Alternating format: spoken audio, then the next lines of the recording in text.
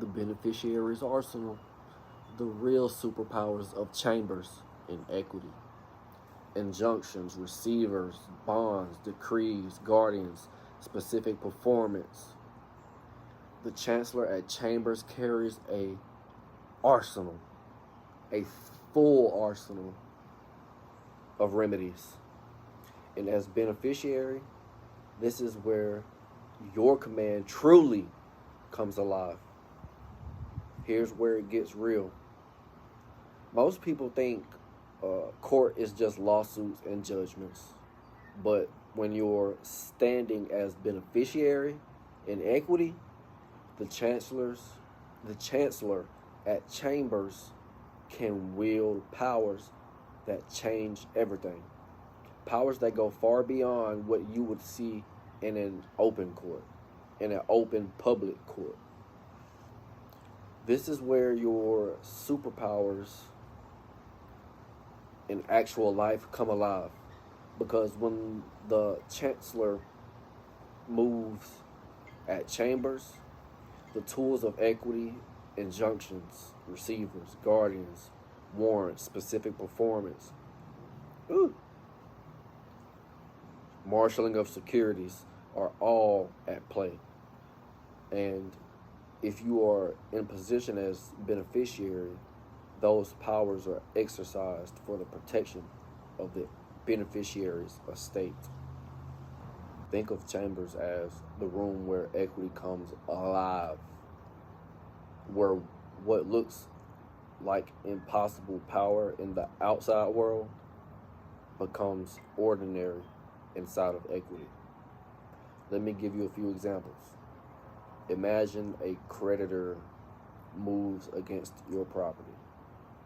In Chambers, the Chancellor has the power to grant an injunction or freeze the process, protecting your estate while the real issues are sorted.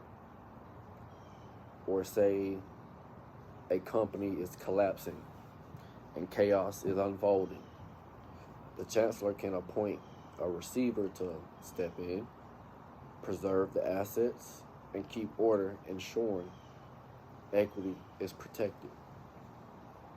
Or let's say, suppose a creditor overreaches with a levy or bond is set at an impossibly high, or a bond is set impossibly high. The Chancellor can reduce or discharge that burden instantly, leveling the scales.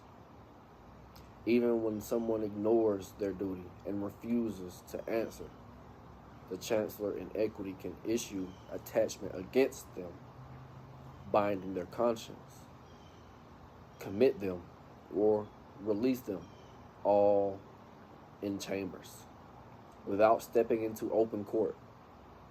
And it doesn't stop there. Chambers is also where estates are settled, administrators are appointed, guardians named, decrees enforced, and even warrants issued, from peace warrants to fugitives across state lines. In short, Chambers is not just about technical motions. It's where you as beneficiaries see equity flex its true muscle. The ordinary become an extraordinary, all by the hand of the Chancellor in Chambers. So what does all this mean for you? It means Chambers in equity is where the real authority of equity is exercised. Not in the noisy public arena where procedure swallows substance, but in Chambers where substance is regarded more than the form. Or in equity regards substance more than the form. I forgot the actual how it. Let's see, right? Just cause it's basically like that. A court of equity looks to the substance rather than the form. I'm pretty sure that's it. Hold up.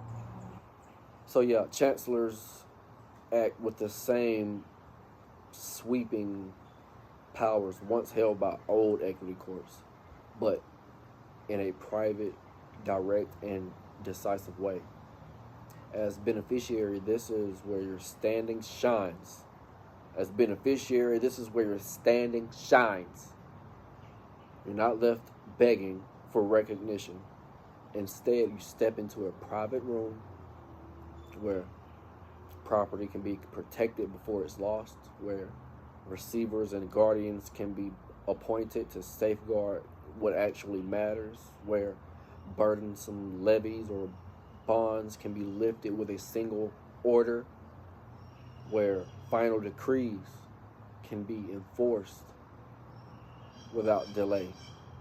In other words, Chambers is not just a procedural stop. It's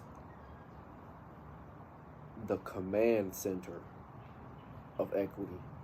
And if you know how to position yourself, it's where you unlock every power that makes equity real in your life.